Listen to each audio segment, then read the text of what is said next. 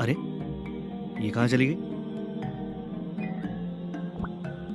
ये तो अनर्थ हो गया।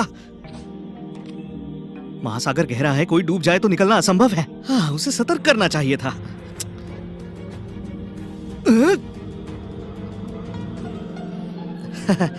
क्षमा करना, मुझे तुम्हें सतर्क करना चाहिए था। ये महासागर असीम है, अधिकतर लोग डूबने के बाद बाहर नहीं आ पाते हैं। अधिकतर समय लोग केवल इस जल से अपना मुंह धोते हैं। ये आम योद्धा योगी नहीं है, ये दिव्य मनुष्य है जिसकी शक्ति सर्वश्रेष्ठ सर्वोत्तम है। ऐसा के आचार्य है, इसमें कोई आश्चर्य नहीं। मैं गलत थी। जी क्षमा कीजिए। क्षमा? क्षमा तो मुझे आपसे मांगनी चाहिए। ये आपके लिए नहीं, निकट मत आइए, मैं भयभीत हूँ। भयभीत? क्यों? मैं तुम्हें हानि नहीं पहुंचाऊंगा। तुम ठीक हो? मैं भ्रमित थी, क्षमा कीजिए, कृपया मुझे जाने दीजिए। नहीं, तुम्हें क्या हो गया है? तुम ऐसा व्यवहार। केविन! ओह नहीं। महाराज, आप यहाँ? आचार्य केविन, आज हमारी सुरक्षा व्यू में अड़चन आ गई। आज की रात्रि इधर उधर भटकना मत। यदि किसी अनजान व्यक्ति से मिलो तो तुरंत मुझे संदेशा भेजना। अवश्य महाराज। ये कन्या कौन है? ये कन्या एक भिक्षुक है, तो मैं इसे अन्न दे रहा था। समझ गया, समझ गया। क्या समझ गए? आप ऐसा व्यवहार क्यों कर रहे हैं? कोई बात नहीं, मैं नन्हा शिशु तो नहीं जो इतना भी ना समझूं। तुम अभी युवा अवस्था में हो। क्षमा कीजिए, किंतु आप भ्रमित हैं। ये तो बस कुछ और कहने की आवश्यकता नहीं। ध्यान रहे, इसे असंतुष्ट ना करना, ठीक है? मैं चला। और हाँ, अभी तुम केवल प्रथम स्तर पर हो। यदि कोई शत्रु दिखे तो भिड़ना मत, तुम्हारी मृत्यु होगी। मैं शिकारी गुरुकुल के शिष्यों को यहाँ भेजता हूँ, तुम्हारी रक्षा करेंगे, सुरक्षित रखेंगे। महाराज, उसकी कोई आवश्यकता नहीं है। मैं सच में? तो वो केवल प्रथम स्तर पर है। मुझे स्मरण हुआ कि ये एक महान योद्धा योगी है, किंतु ये तो केवल प्रथम स्तर पर है। केवल सौभाग्य के कारण से इसे ये सब मिला है। क्या हुआ? मैं तुम्हारे प्राण ले लूंगी। असंभव, उस पर मेरे वार का कोई प्रभाव नहीं हुआ। ऐसा कैसे? मैं इस निम्न स्तर के व्यक्ति के प्राण नहीं ले सकती। ठीक है, शांत हो जाओ। मुझे ज्ञात है मैं तुम्हारा दोषी हूँ। मुझे तुम्हें सतर्क करना चाहिए था। क्रोधित मत हो। ये क्या? मेरी शक्ति कहाँ गई?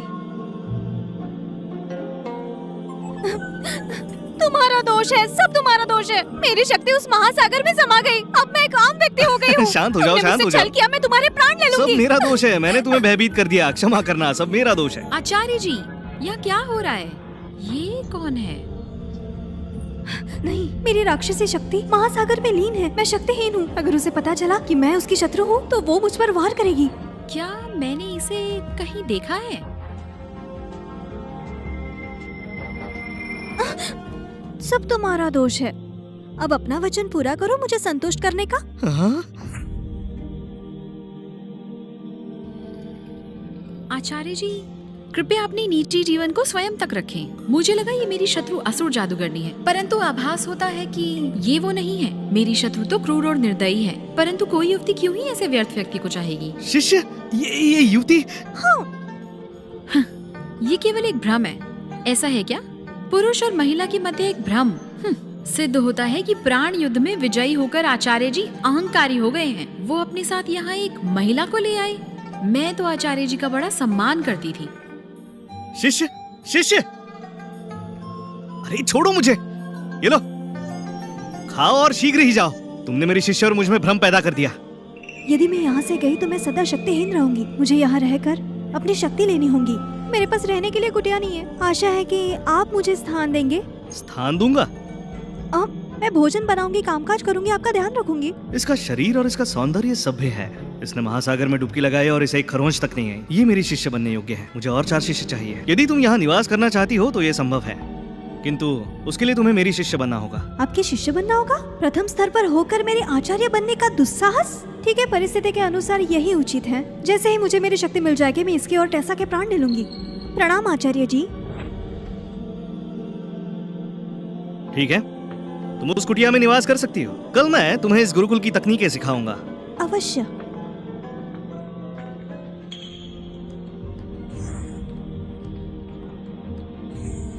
क्यों? मैं क्यों महासागर में नहीं जा सकती? ये क्या? मैं अपनी ही शक्ति वापस नहीं ले सकती?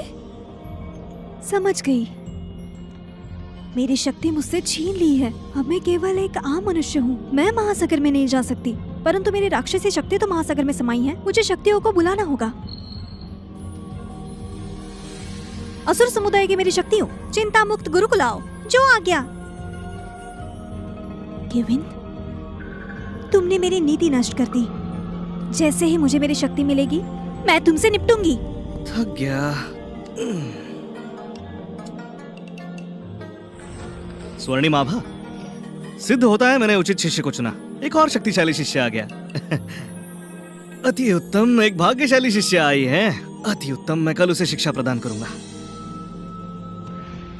ये कैसी आभा है?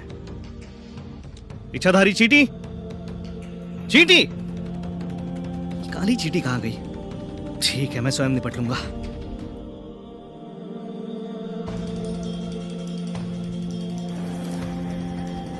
इस गुरुकुल का आचार्य एक व्यर्थ व्यक्ति है। क्या हमें सावधान रहने की आवश्यकता है? सत्य वचन।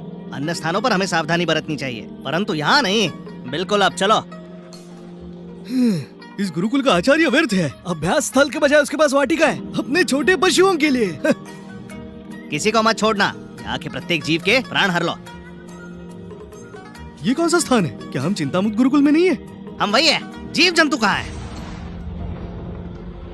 ये कौन नीच लोग हैं जो मेरी नींद नष्ट कर रहे हैं? ये तो श्वेत व्याघ्र है। दया कीजिए श्वेत व्याघ्र, आपकी नींद को नष्ट करना हमारा उद्देश्य नहीं था।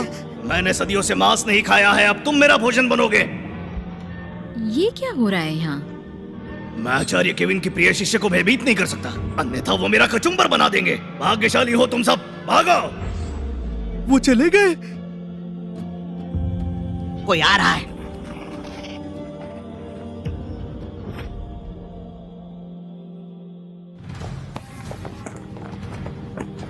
रुको, कौन हो तुम लोग? यहाँ आने का दुस्साहस कैसे किया तुमने? हम ये लोग आक्रमण क्यों नहीं कर रहे? वो दिव्य श्वेत व्याघ्र, वो भ्रम था ना? हाँ, अन्यथा हम सब उसका भोजन बन चुके होते। और श्वेत व्याघ्र अधिक शक्तिशाली होता है। यहाँ वैसे दिव्य जीव का होना असंभव है। तो हमें किसका भय है? चलो फिर। हम कौन हैं? सुनो, हम सब लोग असुर समुदाय के राक्षसी शिष्य हैं। हम तुम्हारे प्राण लेने आए हैं। असुर समुदाय? क्या ऐसा संभव हो सकता है कि असुर जादूगरनी को ज्ञात हुआ कि मैं यहाँ हूँ? अब तुम मृत्यु के लिए तैयार हो जाओ।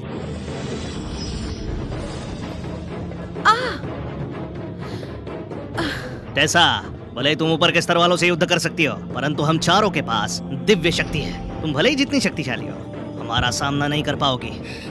भले ही मैं तुम्हारा सामना नहीं कर पाऊँ, परंतु मृत्यु होने तक मैं तुमसे युद्ध करूंगी। आचार्य जी, संभवतः आज आपकी शिष्या की मृत्यु हो सकती है। मेरी शक्ति को जागरूक करो और मेरी पूर्व शक्ति भी मुझे सौंप दो।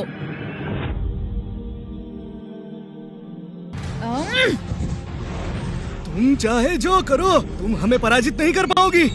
सत्य वचन। यदि हमने तुम्हें जीवित छोड़ भी दिया, तो भी तुम थकान के कारण मूर्छित हो जाओगी। मृत्यु से पूर्व मैं अवश्य ही तुम सबको यहाँ से खदेड़ दूंगी। बस इतना ही बल है तुम्हें? हमारे स्तरों में अधिक अंतर है। यदि तुम अपनी संपूर्ण शक्ति का भी उपयोग कर लो तो भी हमें हानि नहीं पहुंचा सकती।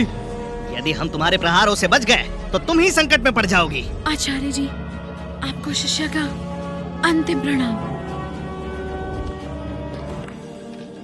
हे प्रभु, मेरी उत्तेजित शिष्य अधिक उत्तेजित हो जाती है। मैं अब भी यहाँ हूँ।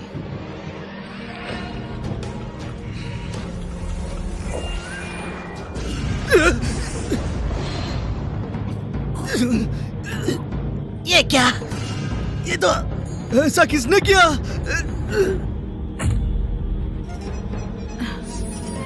अंततः मैं विजयी हुई।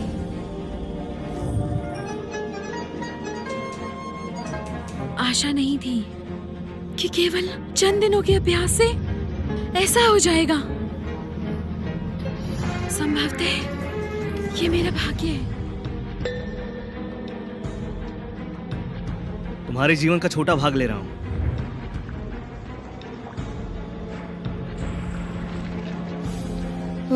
मेरी मंद बुद्धि शिष्य, भविष्य में सावधान रहना। मैं तुम्हें सुरक्षित रखूंगा।